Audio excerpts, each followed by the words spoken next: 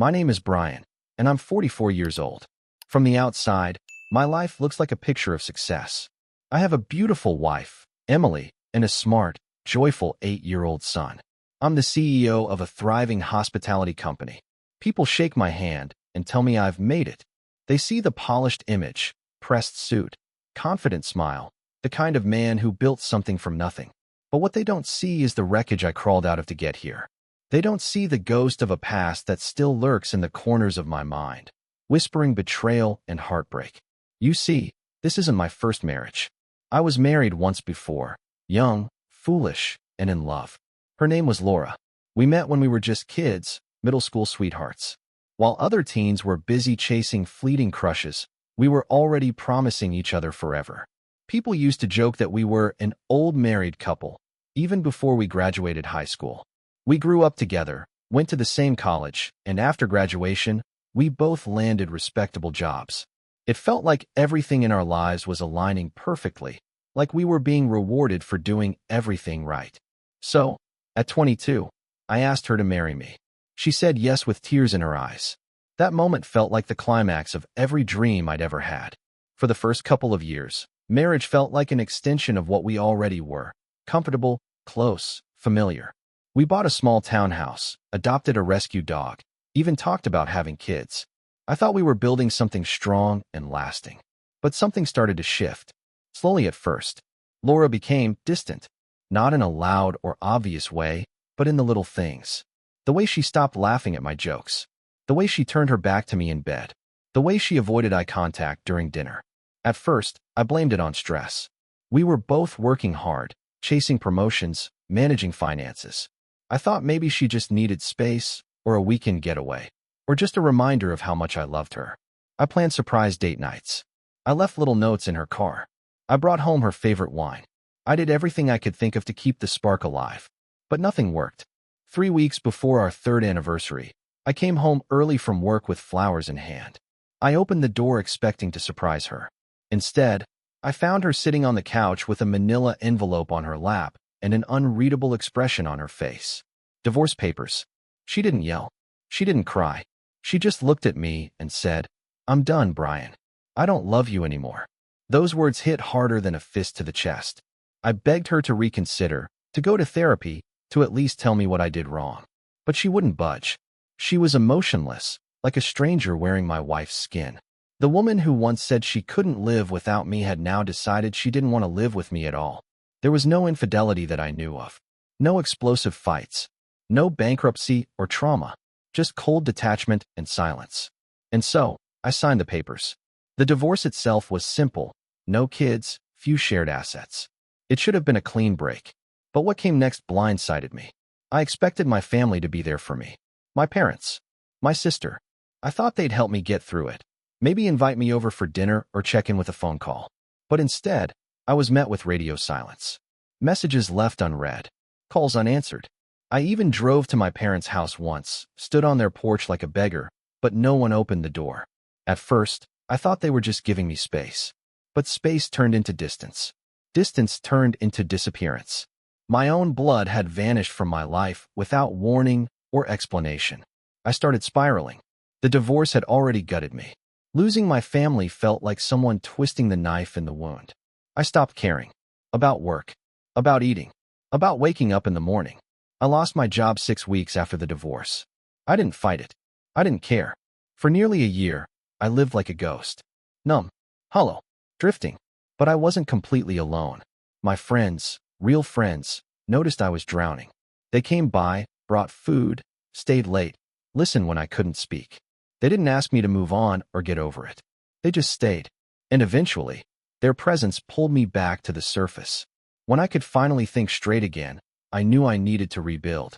Not just my career, but my identity. I had given everything to Laura and lost myself in the process. Now, it was time to start living for me. For years, I had dreamed of opening my own restaurant, but always put it off.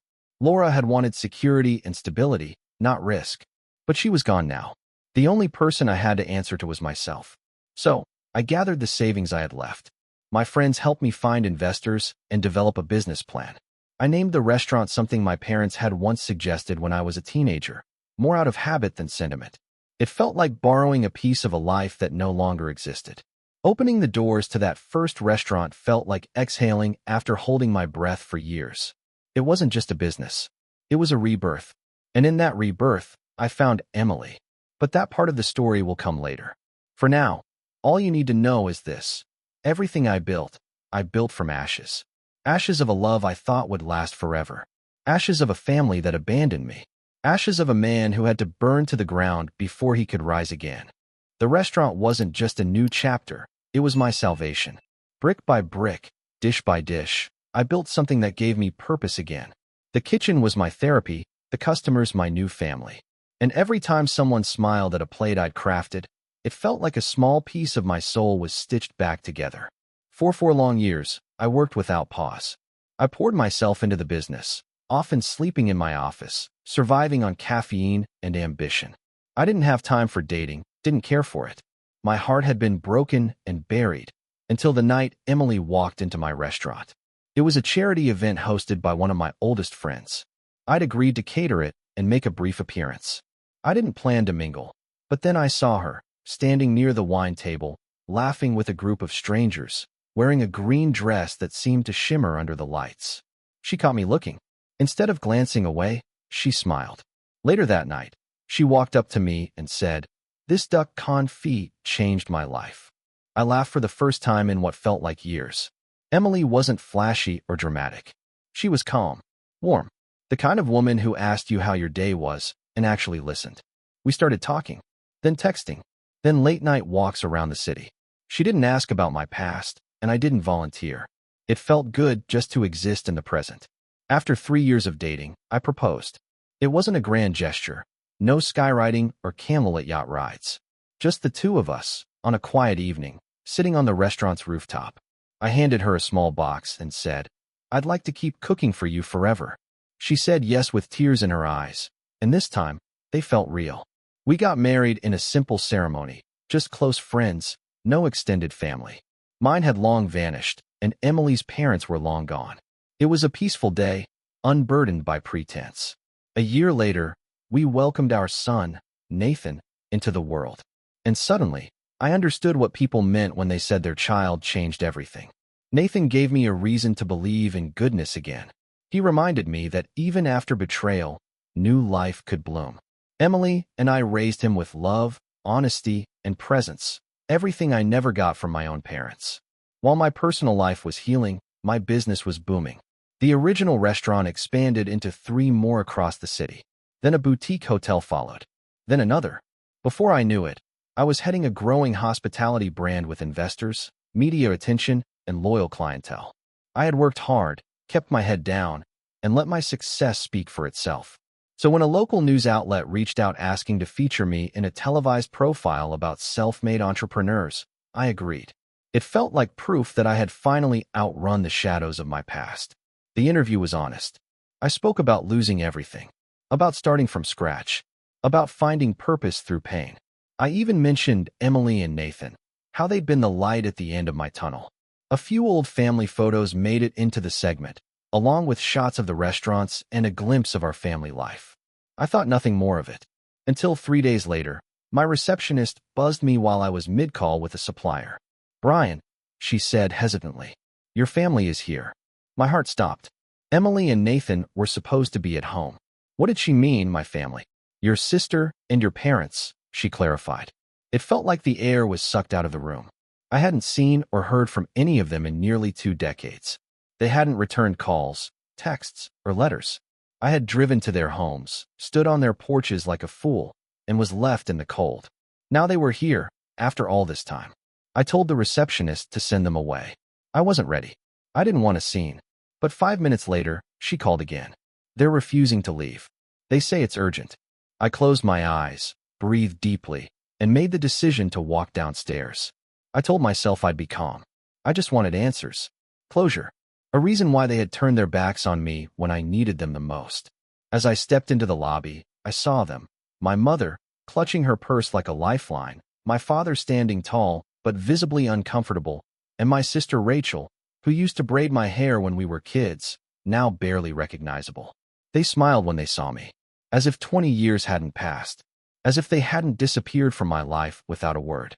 They congratulated me on my success, called my story inspiring, and even said they were proud of me. I stood there stunned. Rage and confusion boiled beneath the surface, but I didn't let it spill. I nodded. I listened. I let them talk. Because something told me this wasn't just a casual visit. They didn't come to congratulate me. They came for something else. And I was going to find out what. I stood there in the lobby of my own company, facing the three people who had once been my world, and then had abandoned me without a second thought. My parents and my sister looked older, of course, but not unfamiliar. Their faces were carved into my memory, though over the years I had tried to erase them. They started talking fast, almost frantically, as if they could fill in 2 decades of silence with praise and pleasantries. My mother was the first to speak, her voice trembling just slightly. "Brian, we're so proud of you," she said, clutching my hand like she had the right. "We saw your interview. It was moving. You've become such a strong man." My father nodded beside her, his expression blank, rehearsed. "You've really built something incredible," he added, as if I hadn't done it without them. As if they hadn't vanished from my life when I needed them the most. Rachel, my sister, smiled at me, wide and fake. "That picture of Nathan in the interview. He looks so much like you." I said nothing. I watched them carefully, studying their eyes, their body language, the way they glanced at each other between sentences. This wasn't a family reunion. This wasn't about love. They wanted something. I could feel it.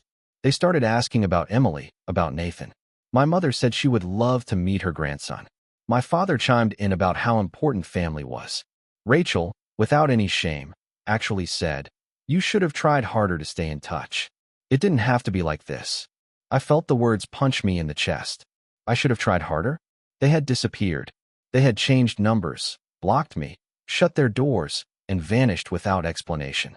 And now they were putting it back on me, as if I hadn't stood outside their homes in the rain, begging for someone to open a door, as if I hadn't spent years wondering what I did wrong. But I stayed calm. I didn't lash out. I didn't scream. Instead, I invited them to sit down.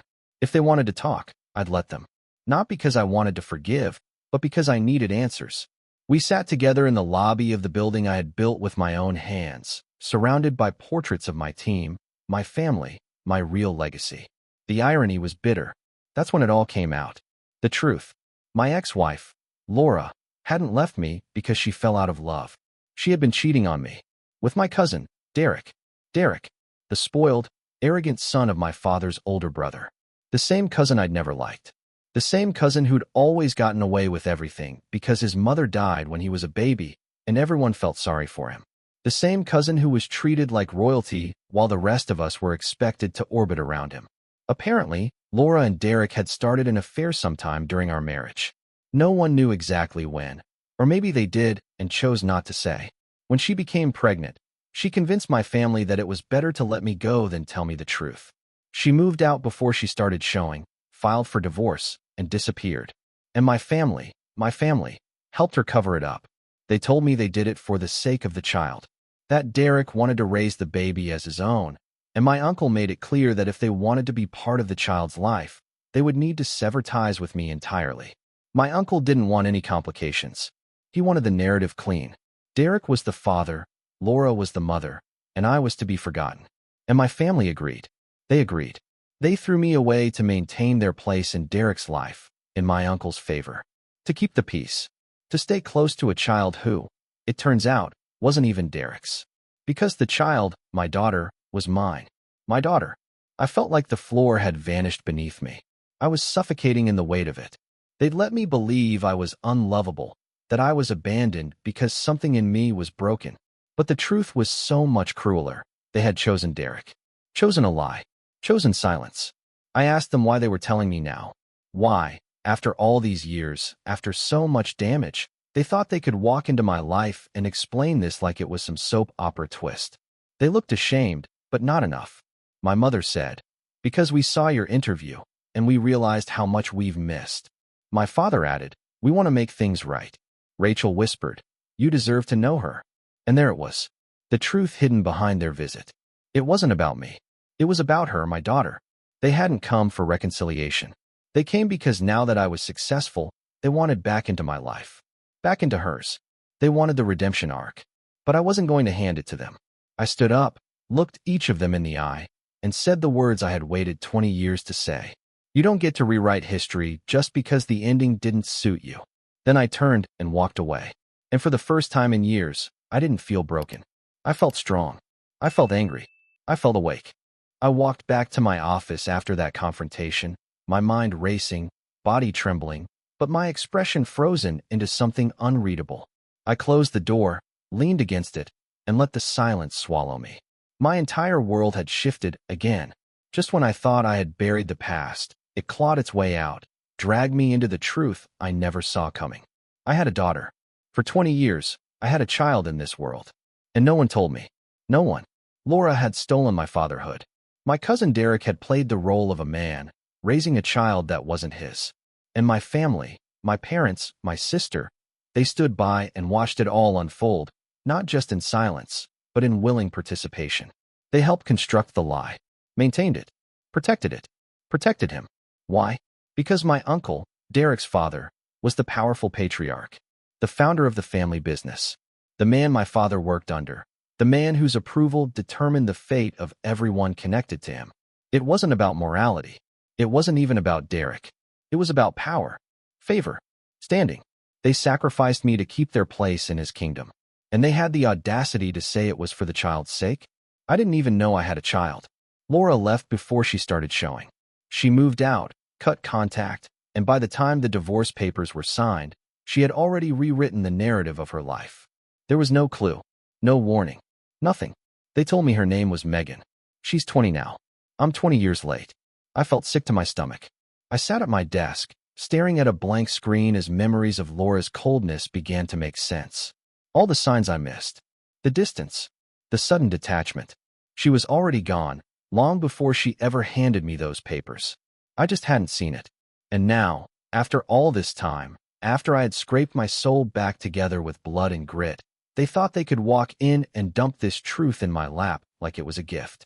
Like I should be grateful. They told me they didn't have a choice. That was their excuse. We had to choose, Brian. Your uncle made it clear. You had to choose? And you didn't choose your son? You didn't choose the man who needed you? No. They chose their own convenience. Their own safety. They were cowards. I could have handled the truth. I could have processed the betrayal if someone, anyone, had just told me the truth. But they let me rot in silence, convinced I wasn't worthy of their presence, all while raising my daughter behind a curtain of lies. And now, they wanted back in. They said they wanted to meet Nathan, my son, that they missed so much. That family was too important to stay broken. No, not anymore. Not after what they did. I told them to leave. Politely. Firmly. I could feel my blood boiling beneath my skin, but I kept my voice even. I was in the middle of my office building, and I didn't want security to drag them out, yet. But they wouldn't leave. My mother started crying. My sister raised her voice. My father, always the quiet coward, just stood there while they argued that I should understand. Understand? They stole 20 years from me. And now that they saw I had wealth, a son, a stable life, they wanted a seat at the table. My sister even had the nerve to claim they were the reason I succeeded, because they helped come up with the name of my first restaurant. I laughed. I actually laughed in her face. It was either that or scream. They stood by while I was broken, starving, nearly homeless. It was my friends who picked me up. My hands that built this business. Not theirs. Not my parents. Not hers. I gave them one last warning. I told them to leave, or I would have them removed. They didn't listen. So I followed through. Called security. Watched them get escorted out of my building, protesting all the way.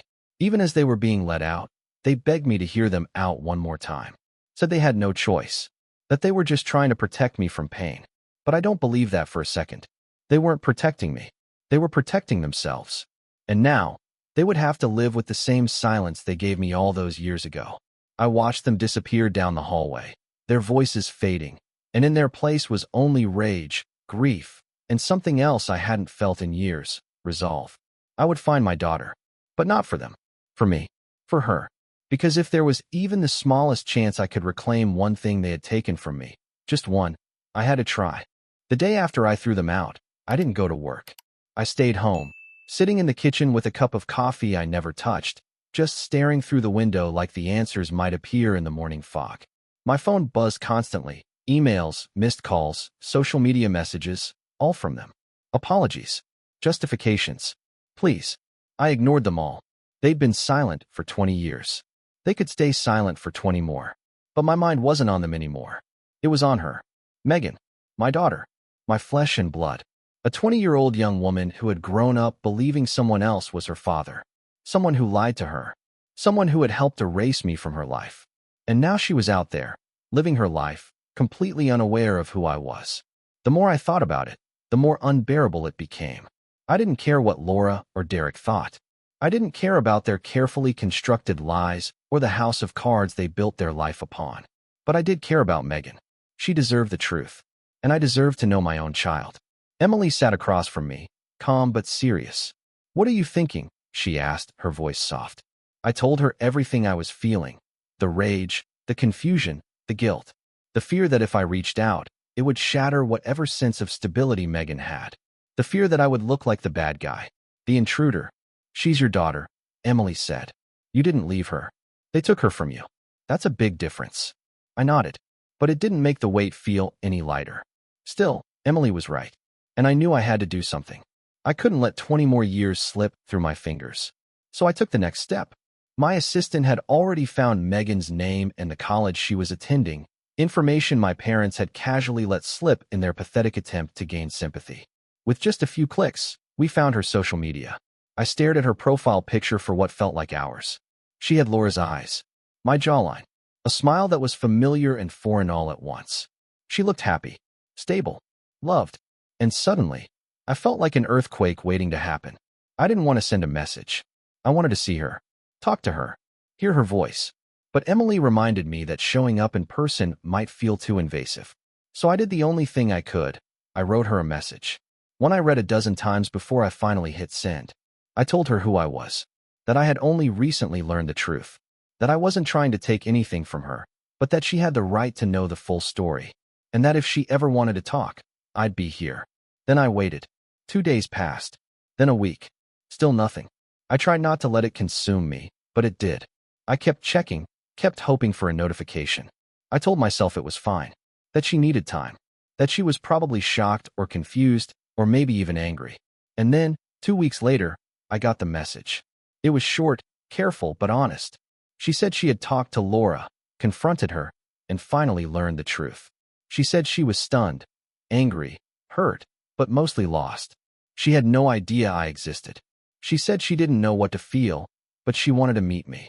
She said she wanted answers from me. I nearly dropped my phone. I showed the message to Emily, and she smiled through tears. "You did the right thing," she whispered. "No matter what happens now, she knows." We immediately made plans to fly out and see her. She didn't have the means to travel, and I wasn't about to let anything delay this. I wanted to look her in the eyes. I wanted her to see who I really was, not the villain in someone else's story, but a father who never stopped existing, even when the world pretended he didn't. But I wasn't naive. I knew this wasn't going to be simple. Megan was entering a storm of emotion she never saw coming. And Laura, God knows what she was saying to cover her tracks. Derek was probably fuming, his web of lies finally unraveling. None of that mattered anymore. I wasn't after revenge. I wasn't chasing justice. I just wanted a chance to know my daughter, even if it was 20 years too late. The day we flew out to meet Megan was one of the most surreal experiences of my life. I'd rehearsed 1,000 versions of that first meeting in my head. What I would say, how I would look, how she might react. But the truth is, no amount of imagining could prepare me for the weight of that moment. Emily sat beside me on the flight, holding my hand the entire time. She didn't say much, she didn't need to. Her presence was enough. Just knowing she was with me gave me the strength to hold back the whirlwind churning in my chest. When we arrived in her college town, my heart pounded like I was about to face a firing squad. Megan had agreed to meet us at a small cafe near campus. A neutral place. Public. Safe. I spotted her the second we walked in. She was sitting by the window, nervously stirring a cup of tea. Her hair was tucked behind one ear. She wore a simple sweater and jeans, and when she looked up and saw me, I felt something inside me fracture. Her eyes locked with mine, and I knew, without question, that she was my daughter.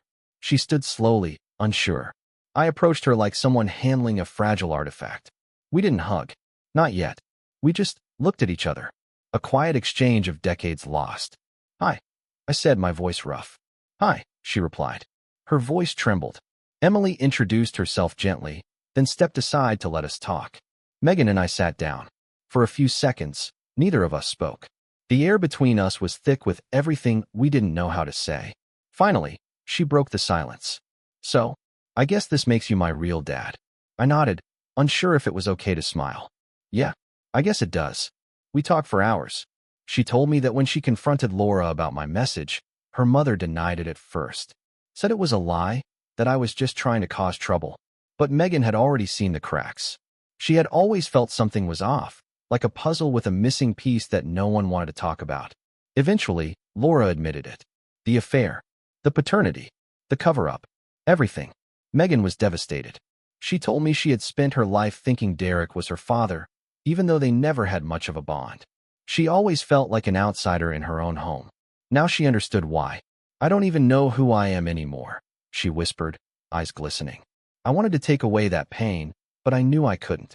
All I could offer her was the truth and a future. "You're still you," I said gently. "But now you know the whole story. And if you want, I'd like to be part of your life." She looked at me for a long time before nodding slowly. "I think I want that too. But I need time." "Take all the time you need," I told her. "I'm not going anywhere." Emily joined us after a while, and to my relief, they hit it off. Megan even laughed at something Emily said, and for the first time that day, I let myself breathe. Then came the question I hadn't prepared for. "Does Nathan know about me?" I hesitated. "Not yet. I didn't want to confuse him until I knew where things stood. He's still young." She nodded. "That makes sense. Maybe one day." "Yes," I said. "One day, absolutely." We left the cafe with cautious hope. There were no promises, no declarations of instant connection, but there was something. A thread. A beginning. That night, back at the hotel, I received an email. It was from my parents. Of course, they had found out, probably through Megan, that we had met. And just like clockwork, they broke their vow of silence and started reaching out again. Apologies, regret, requests to talk things through. And then came the one that made my blood boil, an email from my uncle. He was furious, said I had no right to disturb the family balance, that I was dredging up things that should have stayed buried. Coward. It had always been about control for him. That man had played puppet master for decades. And now that the truth had escaped his carefully guarded cage, he was scrambling to protect what little power he had left. I didn't respond. Let them scream into the void. I was done living in their shadow. That night, I stood on the hotel balcony, looking out over the city, and for the first time in 20 years, I felt something close to peace. The road ahead was uncertain, and I knew healing wouldn't come quickly, but at least I was no longer chasing ghosts. I had found my daughter, and now, I could begin again. When we returned home, I couldn't stop thinking about Megan. The way she looked at me, equal parts curiosity and heartbreak, haunted me. Her voice lingered in my head, especially that one sentence. "I think I want that too, but I need time." I understood, but time had already stolen so much from us. And even though I told her I wasn't going anywhere, deep down, I feared she might. That she'd go back to the life she knew, despite the lies, and decide it was easier to forget I ever existed. Emily kept me grounded. She reminded me that healing wasn't linear. That Megan reaching out at all was a miracle in itself. But I couldn't shake the unease. Then something unexpected happened. Megan texted me. Just 3 days after our meeting, she asked if we could talk again, this time over video chat. She said she had a lot on her mind and didn't feel comfortable talking to anyone else. I agreed without hesitation. When the call started, her face was tense, her eyes red-rimmed. It didn't take long for the truth to spill out. She told me that things at home had exploded. After our meeting, she'd confronted Laura again, more aggressively this time. She wanted details, how long the affair lasted, why I was never told, how Derek could lie to her for her entire life. But instead of honesty, Laura lashed out. Accused Megan of being ungrateful. Said she was choosing a stranger over the man who raised her. Then Derek stepped in. Megan described the scene. Raised voices, accusations flying, her mother crying, Derek yelling. And through it all, Megan just stood there, watching her world crack open like a rotten egg. "I don't even recognize them anymore," she said. My heart broke for her. She was only 20, barely an adult, and already bearing the emotional weight of decades worth of deception. Lies she never asked for. Truths she didn't deserve to face alone. She told me she'd moved out of the house and was staying with a friend temporarily. She wasn't sure what came next. Do you want to come visit us? I asked gently. No pressure. Just maybe a few days away from the noise. She hesitated, then nodded. Yes, I think I need that. When she arrived at our home, Nathan ran to the door, curious about the friend Daddy had mentioned. Megan smiled at him, and something quiet passed between them. It wasn't instant recognition, it couldn't be, but it was something. A flicker. Emily welcomed her warmly, treating her not like a guest, but like someone who belonged. We showed her the guest room, made dinner together, and for a few hours, we lived like a family that had always been whole.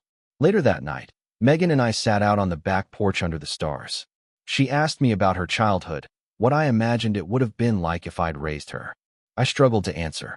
How could I describe a life that had been stolen from both of us?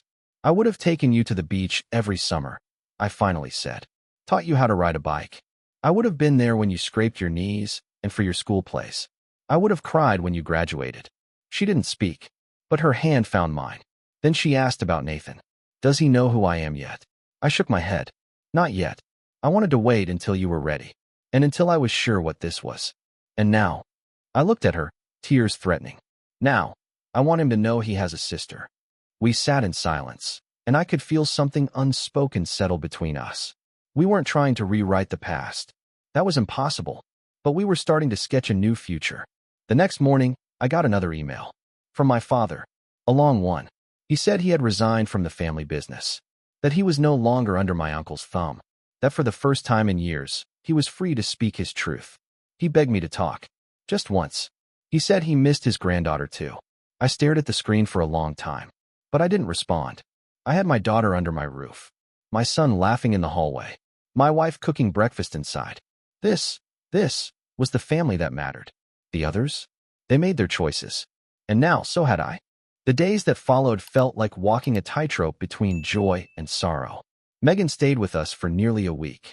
Each morning, I'd find her sitting at the kitchen table, sipping coffee beside Emily, both of them whispering like old friends. In the evenings, she'd play board games with Nathan, who didn't yet understand the weight of her presence, but sensed her importance in the house. One night, while we were cleaning up after dinner, Nathan finally asked, "Is Megan my cousin?" Emily and I exchanged a glance. I knelt beside him and took his small hands in mine. "No, buddy," I said gently. "She's your sister." His eyes widened, and he blinked up at me. "But I don't have a sister." "You didn't before," I said, my voice catching. "But now you do. She's always been your sister. We just didn't know." Nathan turned to Megan, then back to me. "Do I get to keep her?" That broke me. I smiled through the lump in my throat and nodded. "Yeah, you get to keep her." Later that night, after Nathan had gone to bed, Megan stood at the window in the living room, arms folded, watching the stars. "They were going to let me live my whole life without knowing you," she said, her voice tight. "Without knowing any of this." I joined her at the window, standing beside her in silence. "You've handled all of this better than I ever could have," I finally said. She let out a humorless laugh. "It doesn't feel like that. You didn't run. You asked questions. You sought truth. That takes more courage than most people have." She was quiet for a moment. Then, "Do you think we'll ever really feel like father and daughter?" I turned toward her. "I already do." She didn't answer, but she leaned into me, just slightly, her shoulder brushing mine. It was enough. The next morning, she packed her things and said she was ready to go back, to deal with Laura and Derek on her terms. I offered to fly out with her, but she shook her head. "I need to face them alone," she said. "But I'll come back. I want to." She hugged Emily tightly. She hugged Nathan, who clung to her waist and made her promise to visit again soon. And then she turned to me. No words, just a long, tearful embrace. After she left, the house felt quieter, but not empty. Something had changed, not just in the rooms, but in me. For 20 years, I thought I had lost everything. Now I realized I hadn't lost her. She had just been waiting, just like I had, for the truth to finally break through. That same day, I received another email from my father. He said he knew I wasn't ready to talk to him, but he hoped one day I would. He said my uncle was furious, trying to rally the family to control the narrative, But things were unraveling. Secrets were surfacing. Some of the relatives who once shunned me had started reaching out too. I didn't reply. They were 20 years too late. Let them sit in the silence they forced on me. Megan kept her promise. A week later, she messaged me again. She told me she'd moved out permanently and started therapy. She was doing okay, still angry, still grieving, but okay. She asked if we could plan a trip together. Just the two of us.